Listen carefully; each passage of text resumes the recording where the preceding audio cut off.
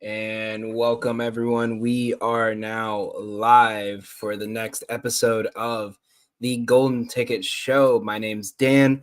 I'll be going through the best bets for you guys tonight for Monday Night Football and the rest of the Monday betting slate. We have a lot of games between NHL, NBA, and college basketball going into full force. So with that being said, let's get into it. So we had a bit of a rough week to start to end last week. We excuse me. Sorry about that. So we were on a hot streak going up into the weekend. Yesterday we were 5-10 in our NFL plays, and we just were under about 2 units. We did hit a couple of parlays that brought us back. 3-5 in our NBA plays. Wasn't the best reads. I think I was just reading too hot. So we're gonna hopefully expand onto that. So we're gonna start with the NCAA. There's a lot of games tonight, but we still are in buy-a-win territory for a lot of these teams. So we're going to go over our 3 best plays for tonight and give you a little insight for tomorrow's big matchup between Duke and Michigan State, number 2 versus number 4 in the country. So our first game we have tonight, we have Purdue facing off against Xavier, and this Purdue team is very good. I'm waiting for the drop off. We see it every year. They always struggle once we get closer towards March. But right now, this team is on some form of a revenge tour, and I'm here for it. They, after getting beat last year by the lowest ranked team in the NCAA tournament as the number 1 consensus team, they're coming out hot. They're coming out strong. I think this is a game where the over is not in play. We're going to take the under here at 151.5 because of 2 reasons. So Purdue has played a lot better, and they have a lot more experience than Xavier. They've returned almost every one of their players, whereas Xavier has a lot of new players coming in from freshmen to transfers, and they haven't had the time to gel yet. So their offense has not been what it needs to be. So I think that Xavier is going to struggle. They're not going to be able to get to the rim as much. They're going to be relying on their shot. And I'm more comfortable letting Xavier beat me take this over in the threes and risking them going hot from 3 than them trying to go to the basket against this Purdue team that has 2 7-footers. So you can't really wait until Zach Edey's away to get some kind of rhythm. They have another 7-foot freshman that's been playing very well for them. So there is that. Purdue's going to win this handily. I think the spread's in play too. We also did take the spread for a couple. I think we did about half a unit. Let me double check my bets here. Yeah, we did about half a unit on the spread at 17. But I think that I think Xavier plays at a very slow pace. I think we're going to see a lot of possessions go to the end of the shot clock. We're not going to see the fast-paced play that Purdue's come out with the last couple games, because this is a team that they could potentially see down the road in the playoffs. So we're gonna take the under here. We're gonna look for a defensive battle. So as I said, Purdue, Xavier under 151.5. Go ahead and lock that one in. Our second play is going to be Villanova minus 11.5.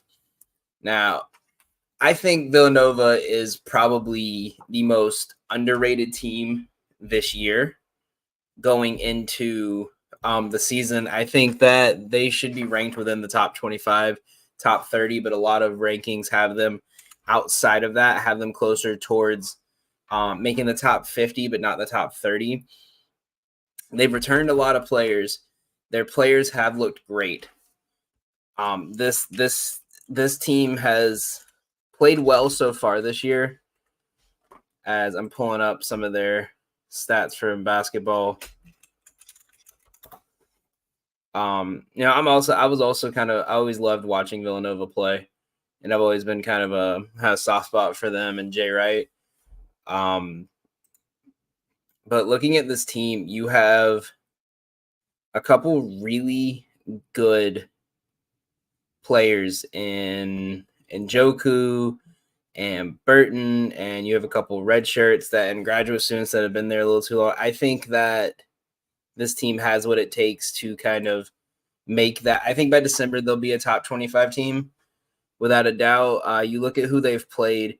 They played 2 easy win games, and they won both of them by 26 and 27 with great shooting, but they had a lot of great 3-point shooting. But the key factor in this game was that they played very aggressively, very physical. Their guards got to the basket very well, and then when they had to crash, the wings were open. Everyone in their rotation can shoot, which is a great point to make against this Penn team who kind of likes to suck everyone in on the defensive end. So I really like Nova taking this game between the Power 5 and Pennsylvania, and look for if not 11, I think this could get closer to 20.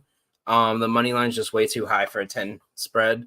Nothing really on the over under. I think that line's pretty sharp, but 11.5 seems kind of low for a Penn team that lost 2 of their best players going up against a Villanova squad that's potentially a top 25 team this year. So we're going to buy low on Villanova as much as we can until the books and the AP polls start to catch back up. And our third play is it's a last minute addition that we put on about an hour ago. We're going down to Houston and Stetson versus Houston under 138.5. Now, if you watch college basketball, Houston is the best defensive team in basketball every single year. They hold teams super low points. We see a lot of very low scoring games every single night. I think we're going to get another one tonight. The Houston's offense has been there for them, but in games like these, they're not playing their full starters. They're not going at full pace like this is like they need to blow this team out to send a message. There's nothing of that, and I think the thing with tonight is I don't see Stetson scoring 40 points whatsoever. They've held. I'm actually about to pull up their stats from their last couple of games because I didn't even look. I was just so confident in this one. I didn't even think to look at this one. But if you look at who they played, they played a couple professional. They played the Australian select team and held them to 50. And I mean, they obviously got blown up by Australia's national team, but you look at the teams they played this season. They played UNC Pembroke in a scrimmage. And they only gave up 47 points. They only gave up 30 points in their opening night matchup to Louisiana Monroe. And they played Texas Corpus Christi. They gave up 50 to a team that shoots a lot. So you're looking at a team like Stetson who has not really played the best. And and the way they play as slow and kind of methodical as they play, you're not going to see a lot of fast movement from the Stetson team. And with a Houston team that's willing to let you run that shot clock down, they don't try to force turnovers and force you to make bad shots. They wait until you have to take a bad shot. The only way I think this over hits is I don't think Stetson's going to score 40 tonight, which means that you would need, even if they score 40, you would need 98 points. Or 99 points from Houston, which I don't think we're going to see. I will even say this, if they score 50, if they give up 50 tonight, I don't see this team scoring, 80, 88. I don't see that at all. I mean, scored 84, 82, so they're averaging 83 a game. That means that they would have to give up 53 points to this team. I don't see that happening. So we're gonna take the under until we get closer to conference play and they start buying in on these teams a lot lower. So those are our 3 college plays: Purdue, Xavier under 151, Nova minus 11.5, and Houston versus Stetson under 138.5. We're gonna go ahead and lock those 3 in. So now we're getting to my favorite part of the day, and it's the NBA action. The NBA is in such a interesting place because a lot, like, are we seeing some of these teams that are, actually gelling, coming together like we finally wanted to see, or is it just a hot way to start the year? We have a lot of we only have 4 games tonight because tomorrow is another tournament night. So be sure you guys are on the lookout for that. We're going to be posting an article on Twitter, Facebook, and Instagram at For Frequency's Sake and at Gotham Gambling for all 3 with some of the best bets and one bet to take from each game for the tournament game. So we're going to have a full breakdown for you guys for that. We're starting to get to the point where everyone's played games now. So now some of these games have meaning. There's some teams that are 0-2 that a loss here virtually eliminates them. And there's teams that need the win and a blowout win to keep themselves way ahead in points. So we're really going to be watching that. But for now, the players we need to watch this week, I still say watch James Harden. Last week we said watch him, but James Harden is just he's going to play himself out of the NBA at this point. There's only so much this team can do. I mean, you have Terrence Mann, who is playing great, send him to the bench, and now you're 0-4 with Harden in the lineup and Terrence Mann off the bench. You gave up your best 2 defenders, not named Kawhi Leonard or Paul George, for a guy who doesn't play defense and has been inconsistent. And now you're pretty much setting yourself up for a rebuild around Terrence Mann within the next 3 years because you're not going to have any of these guys by the end of 2025. And I'll say that right now and come back to y'all in 2 years with it. There's players to watch this week. We're still watching Scotty Barnes. He's playing great. Anunoby's going to probably be out the next couple of days. He just got listed as out. Sorry about that. But Barnes has been hot, and I think he's really proving himself as a top player in that draft class and the reason why he won Rookie of the Year. And you have a team in Toronto that's playing – I'm not going to say they're playing great, but they're not playing bad, but they're playing – they lost a key player, and they're staying in the same spot. They're going to probably stay around that play-in spot this year until maybe they could possibly get I want to say a better point guard because Dennis Schroeder is good, but another star player. I'm not too sold on Siakam personally, but this team is playing well.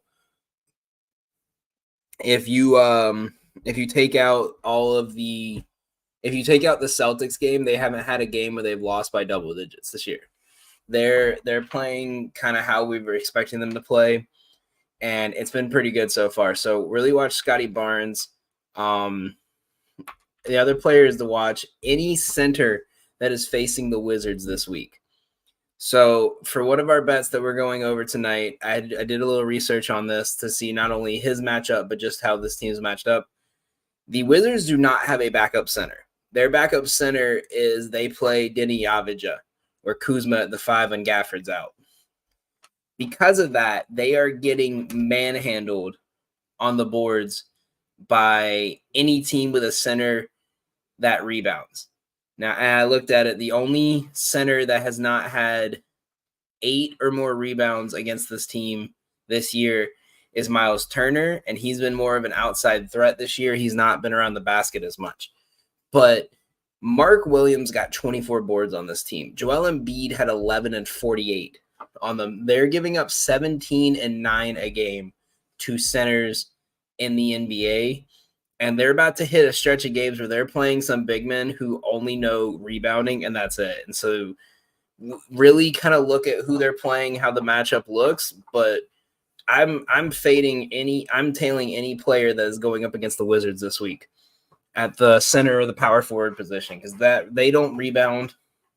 And as funny as it is to watch how bad they are, it's free money. So with that being said, we do have a spread play that I do like.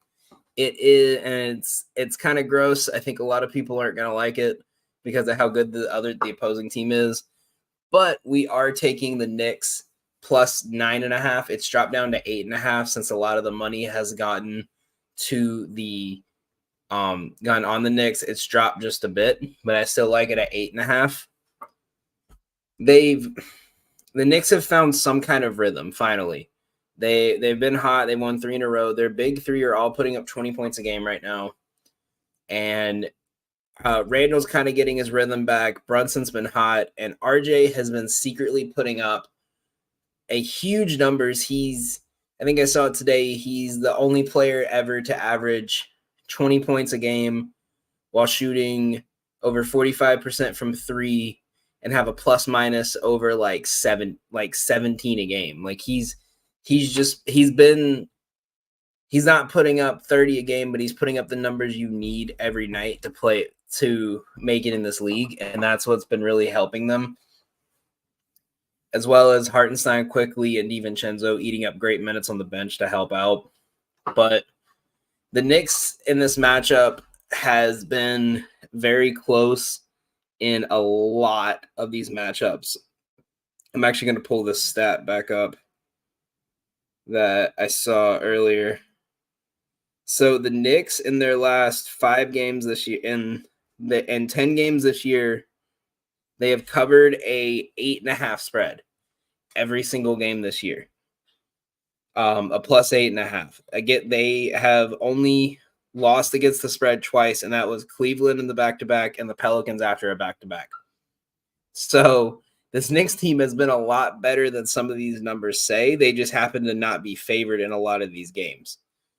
But if you look at them in their last 5 games against the Celtics, the only game that they did not cover an 8-point spread was the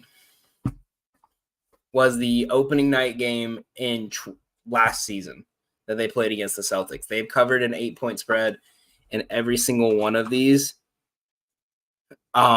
This team's hot. I think the Celtics, they're staying hot, and then we get another Porzingis revenge game. I think this is going to be a close game. I think this is going to be fun to watch. This is going to be the only form of entertainment for me tonight because I don't like this football game and I don't like the other matchups tonight.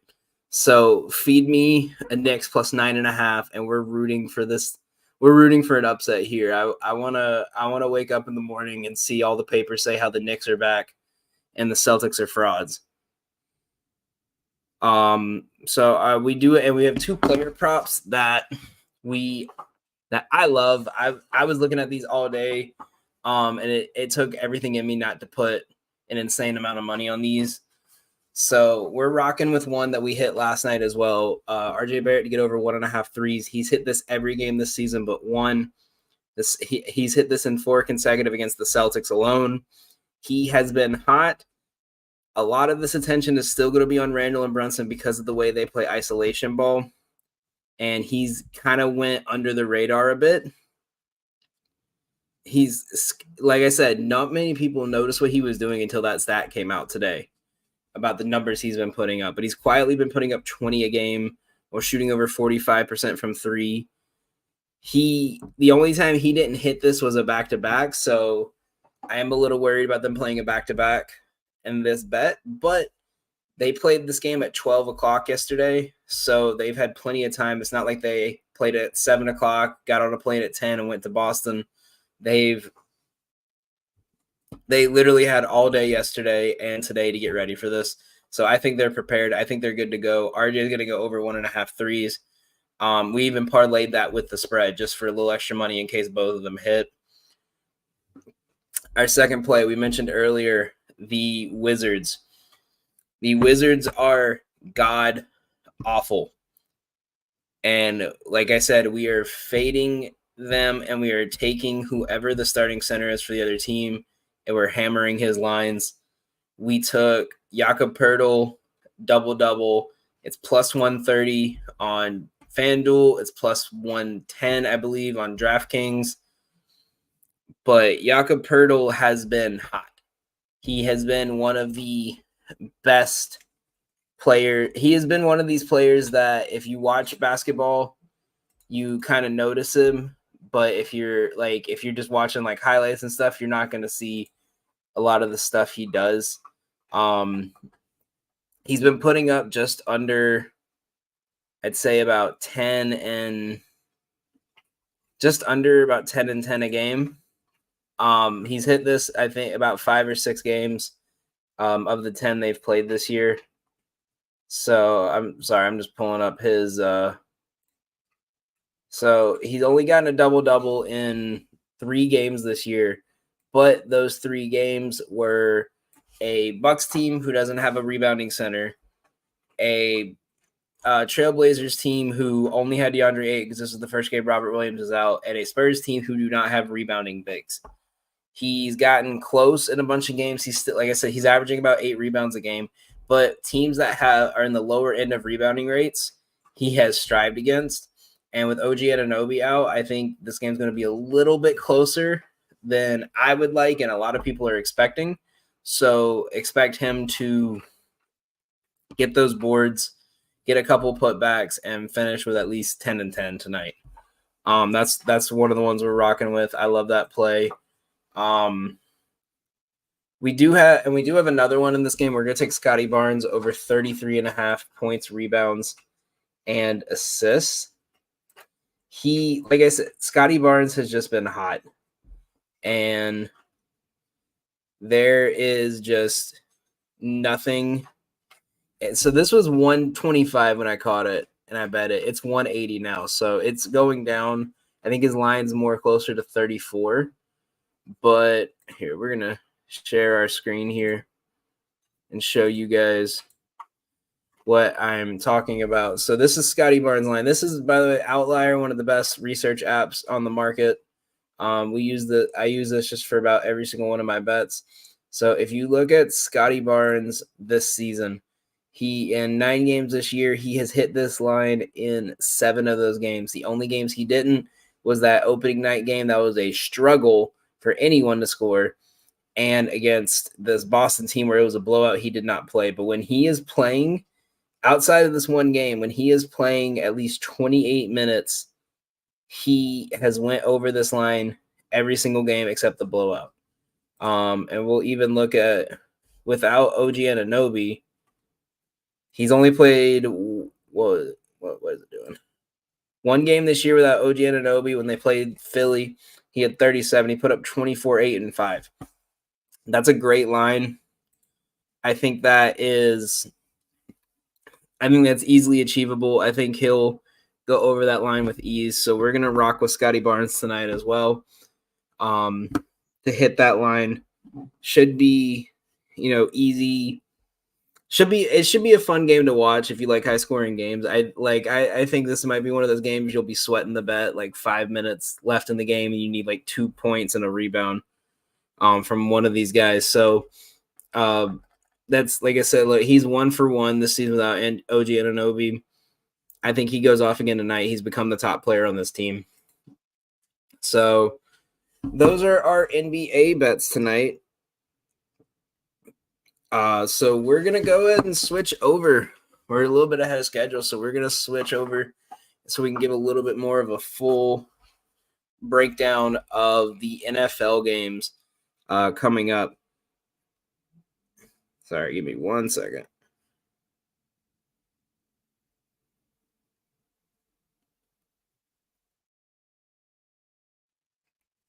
Actually, for that, we're gonna break down a little bit of tomorrow's NBA slate because we won't have a show tomorrow. But I think it's gonna be big to kind of look at those matchups now. I mean, they don't have player props, they don't have a lot of odds available, but we're watching these matchups you got tomorrow. I think that you can kind of really look at. I think that Hawks Piston one is going to be really good. The line's at like 4.5 for the Hawks, but I think that's going to be a game. I like the under in that game. I think these two teams can be really streaky, or they might hit a bad streak. We've kind of seen these teams.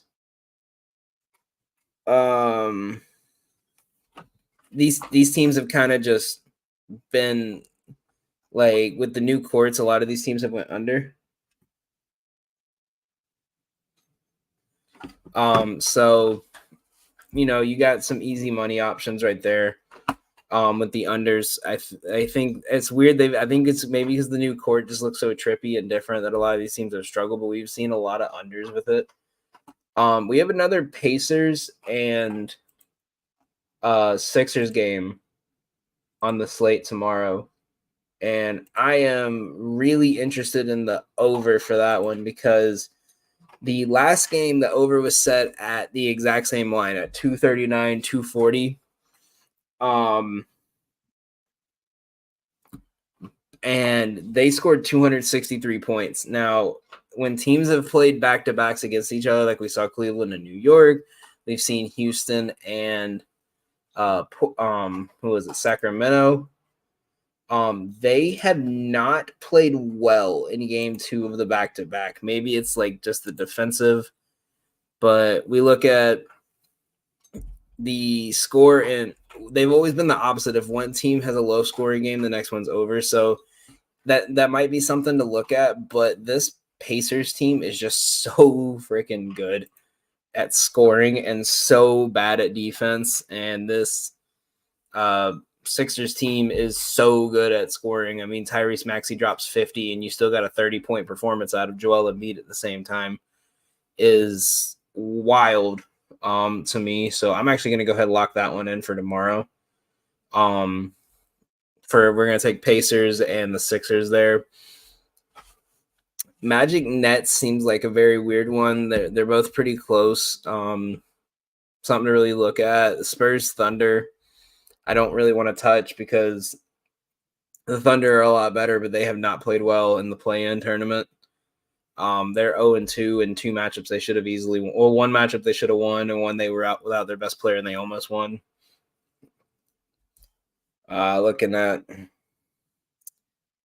Timberwolves Warriors, that's going to be interesting because the Warriors were favored and they got beat bad last game. What is that on my head? So I think that's something to look at too, is that the fact that the Timberwolves are still the underdog here. I'm very big on them this year. They have been very good defensively, and their offense hasn't dropped a bit. So I think I might go ahead. I'm gonna go ahead and take that +4 as well. That's +4 seems like a little bit high for a team that's played as good as they have. And then we're obviously and then the last game of the night is the Nuggets Clippers. We're obviously fading the Clippers against the team like the Nuggets because the Clippers are terrible. And they're just not going to be able to do anything against this Nuggets team that even without Jamal Murray, they're just too good. I also like, if you can find it, Jokic's point, rebound, and assist combination line. He's went over that in every game without Jamal Murray, including last year. Whenever Murray is out, he just goes off. He's gotten 3 straight triple doubles. So I would also, putting a couple bucks on him to get a triple double is a good look too. I wouldn't do a lot on that because Jokic can just decide not to play randomly, but I think a triple double is a solid option there for tomorrow's games.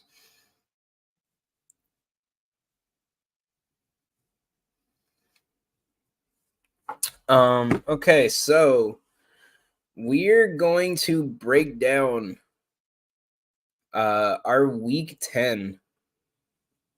We're going to break down our week 11 slate. Now, like I said earlier, we did not do the best this week on week 10. I think a lot of stuff that I think we just got hit with the unlucky bug after having a good couple days. I mean, if you were watching our show on Sunday, you actually saw me get mad at a bet that was on at 12 because a guy needed 12 points, gets 11 points in the first 7 minutes of the game, and then gets hurt and is out the rest of the game. So we got hit with some bad beats. We missed a Will Levis $5 to $100 parlay by 1 yard. We had him for 200. He finished at 199. So I don't want to say it was some bad looks. I just think we got hit with the unlucky bug. So and we got the hashtag Fade Daniels out. So if you haven't followed in with that, every time our boss DJ has been saying to fade me, I've done really good. So I think we're in for a good night tonight. So the first one we have is our Thursday night football game is a divisional rivalry matchup between the Ravens and the Bengals.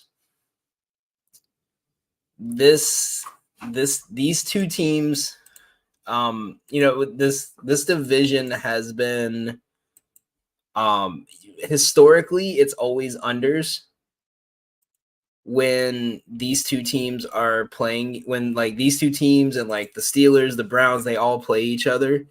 Historically, it's always just been under.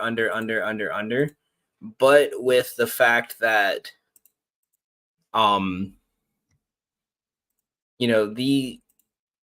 the last couple games for both teams have been overs like crazy.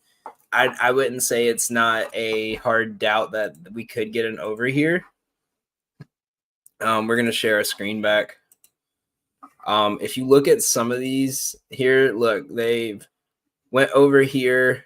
They missed this one because everyone thought it was going to be because it was prime time. Went over here. They've kind of went back and forth. They have went weirdly over, but not over this 47.5 line. But if you look at their divisional matchups, look, over. We have an under here, and over here. So they're 2-2 on the over-under, and they are 1-1 on the over-under. So, like I said, these are two teams that it's kind of been iffy. It's kind of been depending on situations. The Bengals under, they Joe Burrow wasn't 100%, so you could easily chalk it up to that. But you could make a case for the under here because it's prime time. They're on limited days, and these two teams have, like T Higgins is going to be out. So, but I think that this game could go over. I think the way these two teams have played, we've kind of just seen if you see right here, the last two games they've played, even when it's been games that are very consequential, it's went over. The line might be a little high at 47.5, so I would wait a little closer to see if you can get it closer to like a 46 or a 45. If it goes over 48.5, I would stay away. But we've seen these two quarterbacks have been very good in the fourth quarter, and like we saw, what was it? The Bengals were down like 7 to like 24 at one point, and they made that a 3-point game. So these are two teams that I think are due for an over in prime time. I think after last week's boring Carolina Panthers game, I think the NFL script has us getting some kind of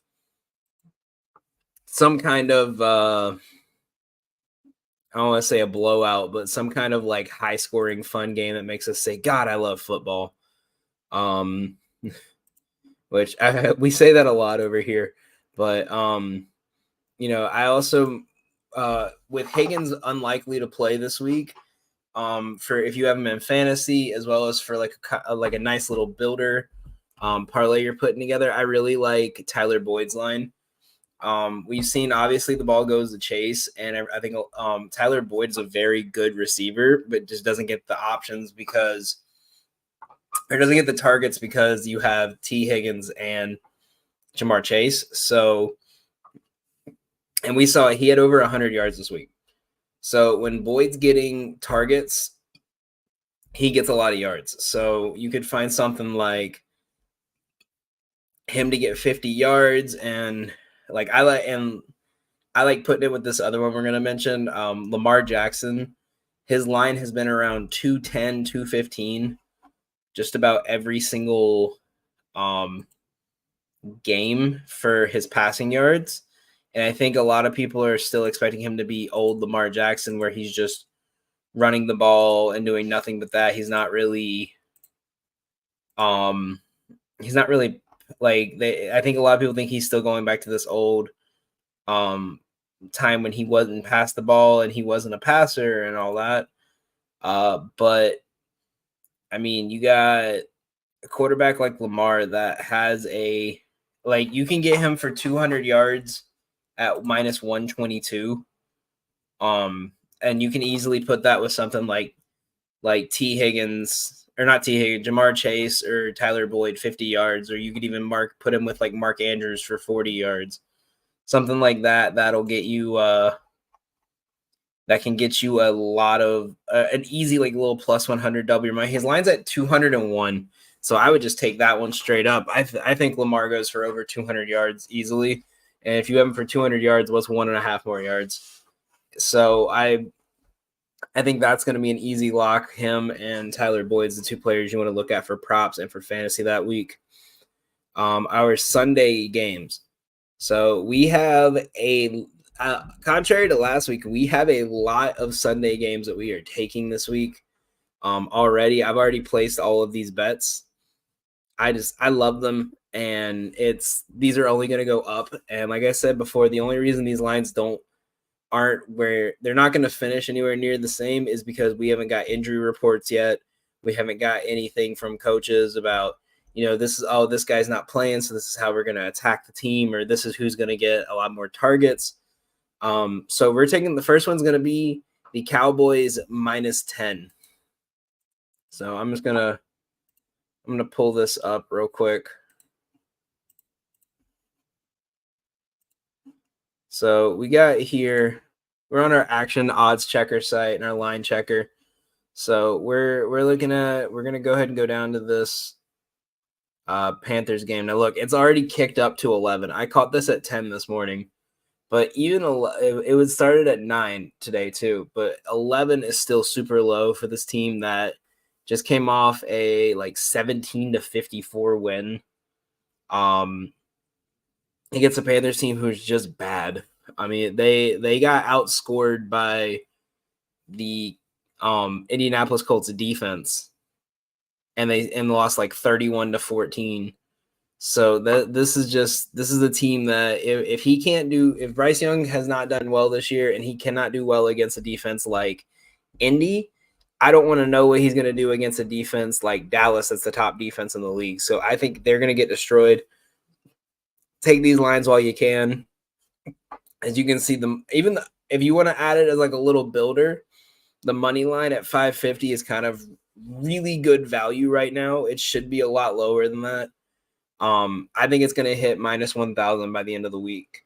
So really take that now if you want to put that in a builder. I think we did a Cowboys, Dolphins, and Lions builder and got it to minus 120, so it's close to double your money. Our next play is going to be on the Dolphins. We're going to take the minus 9. Let me find the game. So the Dolphins, look at that. It's already went up to 10.5 is the best line you can find it. Some of these books have it at 12 already. Yeah, look, some of these books, God almighty, what is my computer doing? Some of these books have it at 12.5, or even I'm pretty sure there's one that has it closer to 13, but look, 11.5, 10.5. The Dolphins are in need of a huge game this week. We all talk about, they play bad against good teams. They play good against bad teams. But this is one of those cases where they're going to need to do that because you came off a tough loss against the Chiefs. Potential Super Bowl, or not Super Bowl, who's ever going to make it to the Super Bowl in the AFC, that was probably the closest game we're going to have this year that's not involving the Cincinnati Bengals. This team is just too good to go back-to-back losses, and against a Raiders team that has a lot of hype, going 2-0 with their new coach, and I think this is their fall off. And I think that this line's only going to go up from here. So take that 10.5 right now and lock that in. We have two more. They're both parlays. So we have this one right here, the Texans money line. We have 192. I think people are buying into Kyler Murray's hype too much. He had to fight for a win against the Falcons team that is doing god awful. So I would take this right now if you can, but I also parlayed it with CJ Stroud for 200 yards because he's been averaging about 275. So his 200 line is super low. And that puts it around 180, 170, probably closer to 150 once the line comes out. Stroud, the player props won't come out until Thursday.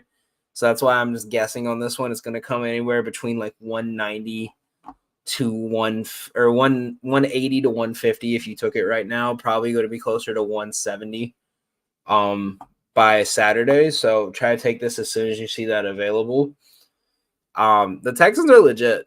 I think I don't think anyone was expecting the team with the number 2 pick in the draft to be this good, but they are. And I mean, we're hearing CJ Stroud MVP talks as a rookie. That's unheard of. He's just so good. I know the Panthers are kicking themselves for not taking him over Bryce Young. It might be a little different, but our next one is we're going with the Florida special, the Jaguars and the Dolphins. We're leaving the Bucks out because they play the Niners, and I'm not betting against the Niners. But if we look at this, 270 and a 590, where it's at right now, that puts the parlay at a minus 166. I caught it this morning at 147. So the longer this week goes on, the more likely it's going to get closer to 200. So try to cash that in right now. It's two teams who they need a win, and they're going up against teams that are kind of in the midst of just waiting for the season to end.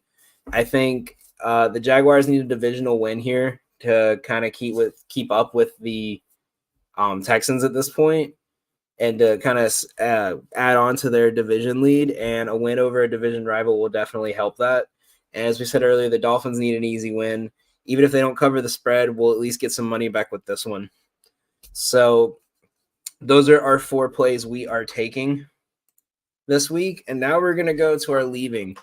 And our leaving is just our first rendition of the banned list. We have 3 teams that have joined the banned list for this year already. And they are the Steelers, the Packers, and the Giants. And I have valid reasons for all 3. Actually, we'll even put the Falcons on that list. So there's 4. The Steelers are god-awful, and I'm tired of talking smack about them and then them ruining my bets. So the Steelers are the team that they've had the highest luck rating in the league. They've gotten lucky with injuries, penalties going their way at the last second, winning challenges, all stuff that you can't really predict the stats on, and that's the only reason they're at this spot. The Packers. I was so high on Jordan Love after the first 2 weeks. He has just slowly went down. He's had his flashes, but no, nothing really to look at anymore with this team. I think that they might get one more bet out of me closer towards the end of the year if I find something I really, really like. But for now, they're on the ban list. The Giants are on the ban list because they're fielding an XFL practice team. They don't have anyone left on their bench. I got a call the other day to be an offensive lineman on this team at this point. They don't have anyone. And the Falcons, I am not betting them until they fire Arthur Smith, because every week there is some kind of betting line for the Falcons that show them like in a very high value spot. And you think, oh, this might be the week they put it together. And it never is. They never put it together. So because of that, we are just not touching them the rest of the year. Knowing me, I'm lying, and I probably will bet them at least once or twice, but that will be privately, and y'all will not see that one because I am a hypocrite. So those are our bets. I would take them right now. That's 4 plays I love for Sunday. And like I said, we're going to be posting some more stuff throughout the week. So make sure you guys check out our Substack for frequency's sake.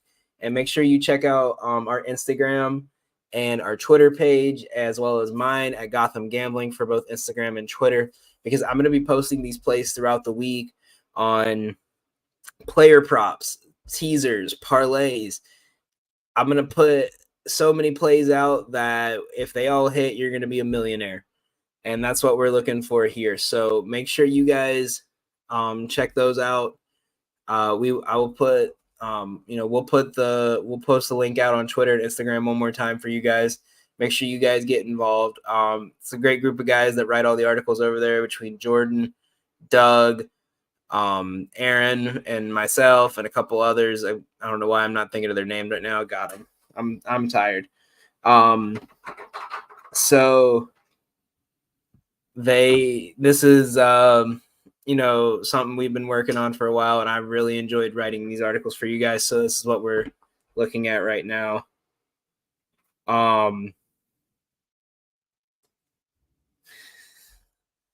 Sorry. So we're gonna go into Monday Night Football. This is a game I feel like everyone, like, if you told me 2 years ago that we were going to see Russell Wilson and Josh Allen on Monday Night Football, I would be so excited to watch the Seahawks and the Bills have a great shootout.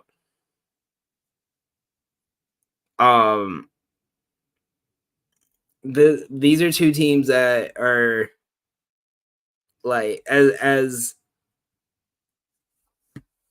my friend Joe Winkle says, the Bills are ass, and they are. I think this team they keep putting up these seasons where they look good, they choke in the playoffs, and then all off season we hear about their 2 off season additions are going to be great for them, and then everyone gets hurt, and it's just a cycle every single year. I think that they're a good team. I just think this might be the one year that they're not. You kind of take them out of the contender category and you put them in the playoff team category. Because there's too many good teams that are just, if you put them on paper and looked at every stat, they would be dominating them every single week. So, can Russell Wilson make the Bills look bad again? I don't think so. That's what I was. These are two teams that you have a average defense in Denver, and you have a beat up, injured defense in Buffalo. On paper, these look like 2 really good quarterback duel. This is going to be like a quarterback duel game, but I don't think we're going to see that. I think we're going to see a lot of runs this week from both teams, as the Bills are going to try to protect Josh Allen from throwing these interceptions. He's thrown an interception in 5 straight games, and they're going to try to almost like let him look back and see a little bit more, and let James Cook and Latavius Murray kind of take some runs. And they got Leonard Fournette too, so they might let Leonard Fournette get some takes. So this might be a run-heavy game. But with that being said, we are still taking Josh Allen over at least 1 interception, because he's thrown 5 picks in a row, and he's thrown 4 consecutive picks in primetime games. He is not, even though his stats for passing yards have looked great, he has not looked great in primetime this year. He barely beat the Giants. He lost to the Jets with a backup quarterback in on the second drive, and they couldn't beat the Bengals.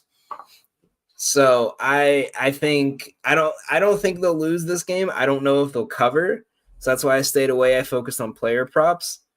But we're taking Josh Allen to throw a pick here tonight. And the big thing that we're looking at is, I don't even look at Denver player props because I never really know what's going on with Sean Payton and his offense. But who is going to be the second receiver for Buffalo tonight? Are we going to see another Gabe Davis game? Are we going to see Shakir? Are we going to see Kincaid? I think Kincaid's going to get a lot of yards. I would take his over. I think last I saw, his over for player props for receiving was, pulling it up now, 55.5. You can find it even on draft. The best odds on it is 55. I see a couple 52s on here, and even a 51. So I would take that. I think he's due for another 60-yard game at least. So I think that's a good one. But I think this is going to be a Khalil Shakir game. His line's at 37.5. I would rather take that at 25 and parlay it with something like Kincaid to get 40 yards and like Diggs to get 50 yards, something like that. That's like low and kind of just adds in. But I think he's going to be the second man today. I think everyone kind of knows about Gabe Davis enough that they're going to try to stop him. But those are our 2 plays. that we really like tonight is Josh Allen to throw a pick and Dalton Kincaid over in receiving yards. So we have that. And on that note, that will be the end of the show tonight. Once again, be sure to check us out on Twitter as well as Instagram and Facebook. We post these plays every single day. And just to show you guys the plays we did not mention on the stream today, we have real quick our full card for today, units and everything. We have it all right here, including a double parlay. We posted that earlier today. Plus 250, $5 wins you close to 20. We have the Stetson under. We have the under in Purdue on the spread. We have Cleveland. I wanted to take it. I took it money line as well, but it's the same odds for +1. And then plays for upcoming this week that we did not talk about. So obviously I just put these in as the stream started. But we have NC State +3 against Virginia Tech. And that's the only one we didn't talk about on the stream tonight. So there you have it. Those are all of our best bets for tonight. Thank you guys for watching. My name's Dan with Gotham Gambling, and for frequency's sake, once again, make sure you guys subscribe to us on YouTube as well as Twitter, Facebook, Instagram, anywhere else that we are at, Substack. Make sure you guys check us out, and thank you guys for watching. Have a great night.